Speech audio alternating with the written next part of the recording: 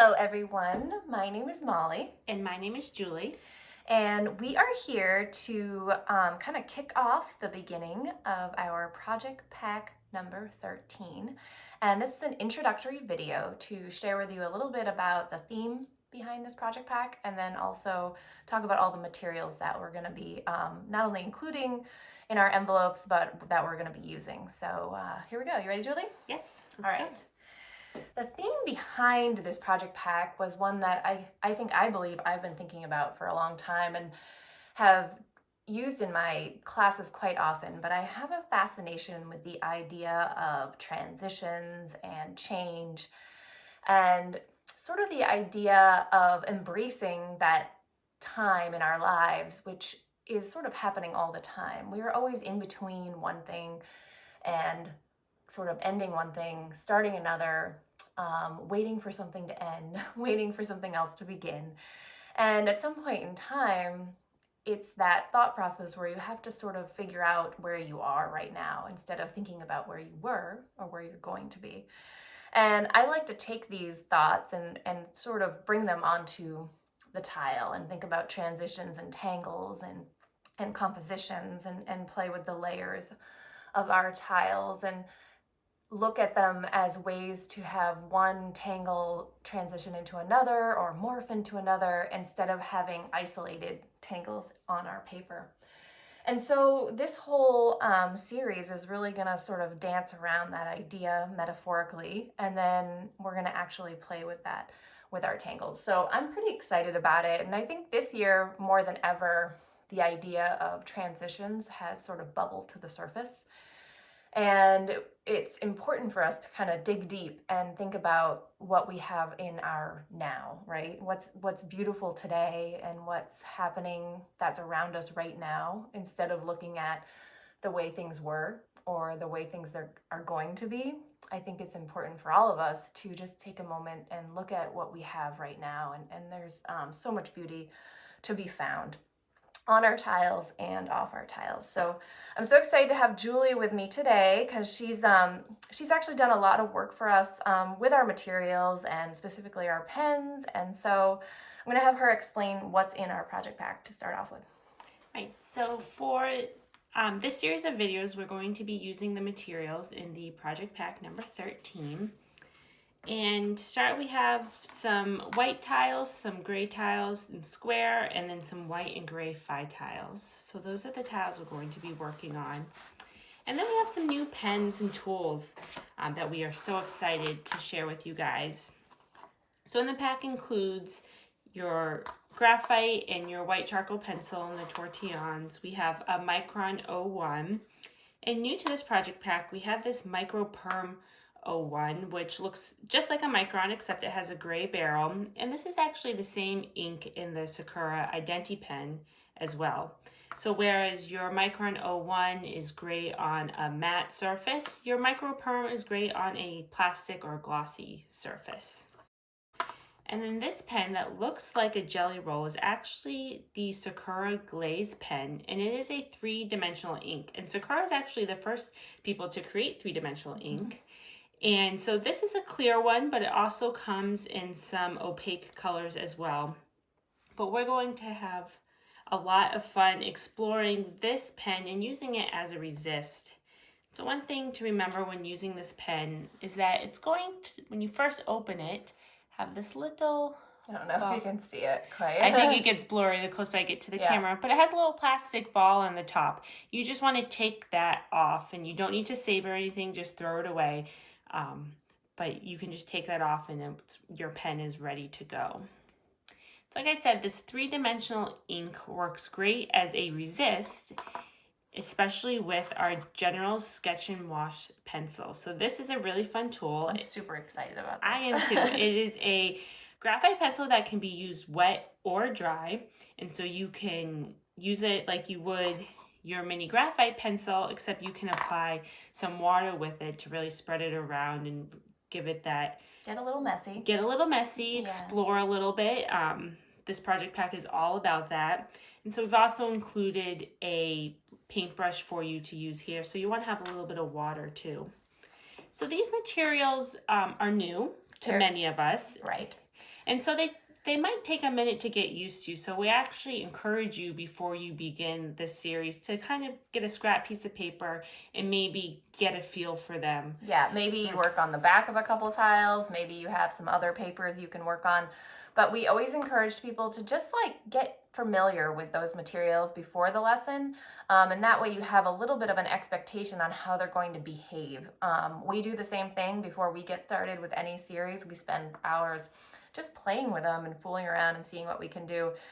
Perhaps you watch a video first before you actually go put pen to paper, just to get a feel for maybe how the materials react. So we're going to play around with a little bit with them right here for you guys, just to give you an idea how some of them act. And what I always recommend with the glaze, and I think we say the same for the jelly rolls too, if you're just picking it up, you kind of have to warm the pen up a little bit.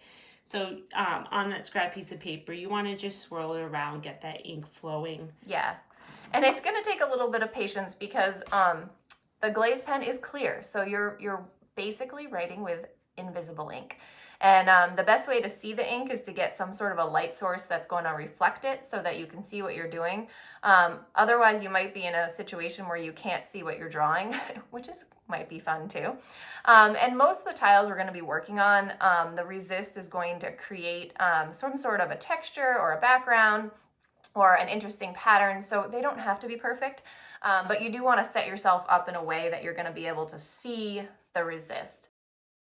When I put this tile down here, I don't think you can actually see very much, but if I start to sort of maybe put it roll it around a little bit, you might see some of the ink on there.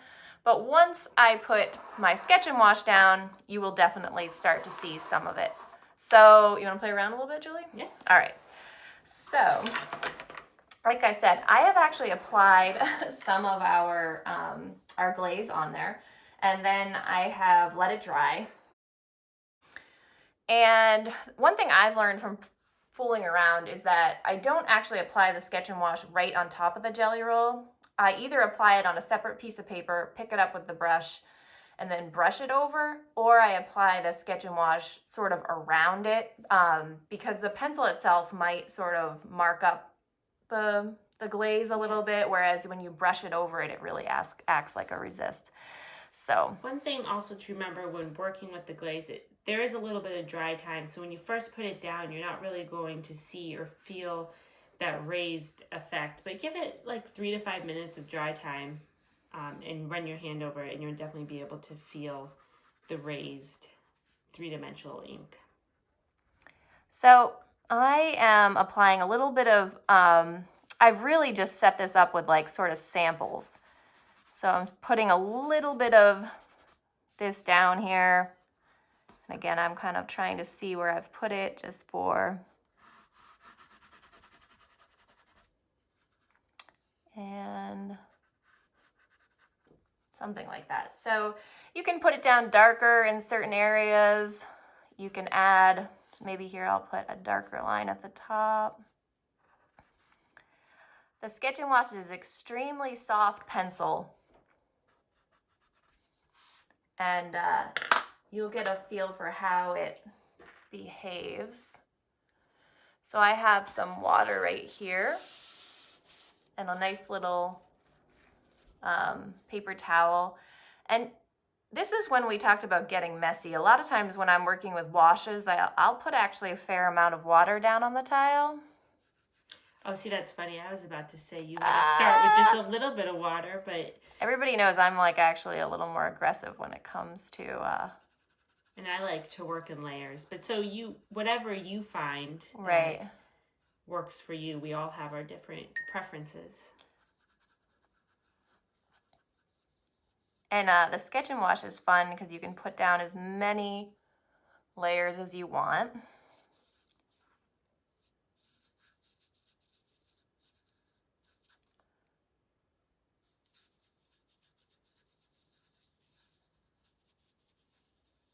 Just moving it around, see what kind of comes up with these resists.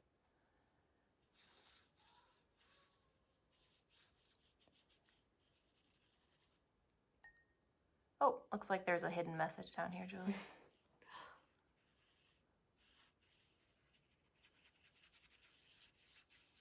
So I'm almost like covering my whole tile here.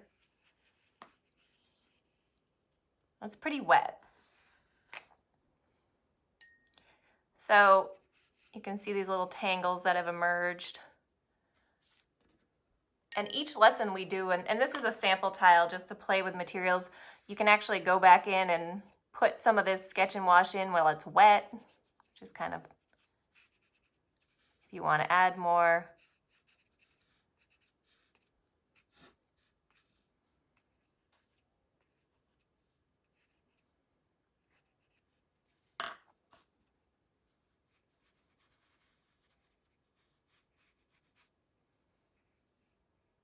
I think it really is important when working with these new materials to be patient and give yourself be patient with yourself, because it is going to get a little messy. Things aren't going to be perfect, but we don't want them to be. Right.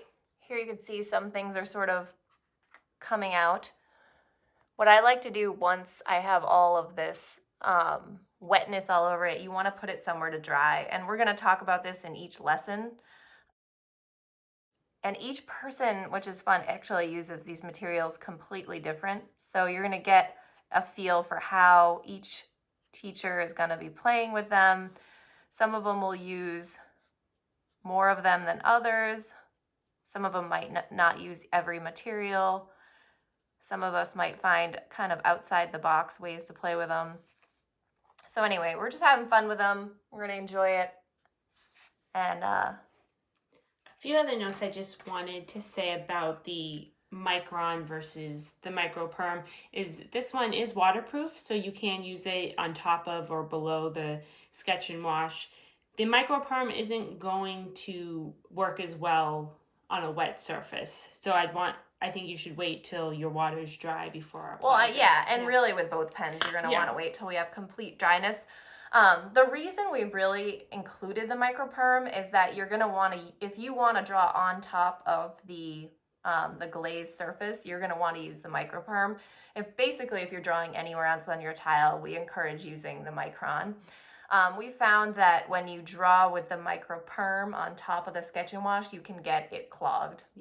If your pen does get clogged, the first thing we usually do is try to draw a little bit on a scrap piece of paper, but also actually just cap your pen and give it a little bit of time. And sometimes some time just like allows it to kind of recover. So because we're working with sort of outside the box materials, combining different pens, combining different pencils, you do have to be patient and sort of use that artistic license to allow your materials to catch up with all the different ideas you have. But just to repeat with those two pens, microperm on top of the jelly roll, which makes sense because it's good for on a plastic surface, which basically what that ink becomes in a way. It has like a plasticky surface to it. And then also the micron we'll use on top of our paper and our pencil items. So. And then one other little good things to know about the glaze pen is as we're using this over all of the videos, one day you might pick it up and you might notice on the tip there's kind of little residue or of the glaze. You can just wipe that off on a paper towel with your finger, comes right off, and the pen is good to go. And I'm just trying to think, there's going to be other things that come up, and we encourage you all to be patient, trust yourself, and try all these different things. These lessons are going to have dry times, which means we're going to probably put down some glaze, you're going to have to wait. Put down some sketch and wash, you're going to have to wait. Maybe put down another layer and wait. And so I encourage you to sort of tap into that inner patience and not be like, oh, I just can't wait and I want to start while it's wet. I really don't recommend that because you could end up with a little bit of a muddied effect, and it's not worth it. So just trust you might have two tiles going at the same time so that you can work on the other one while you're waiting for the other one to dry. A lot of times I will put when my tile's just damp, I will put it between like two pieces of copy paper and a book so that it dries flat. That's another good trick. And we're also going to be releasing these videos every other day instead of every day. And that way it gives you 2 days to explore the lesson and allow those dry times. And as always, the videos are available forever after that, or as long as we can keep them up there. So you have plenty of time to do the videos. You don't have to rush. Don't feel like you're behind. Zentangles should be done at your own pace, in your own way. And so we encourage you to enjoy it all and have fun with it, right, Julie? Yes. Any last words? Well, I think you said it on your tile right there. Good luck. Good luck, friends. Yeah, have fun with it, and we can't wait to see what you create. See you soon.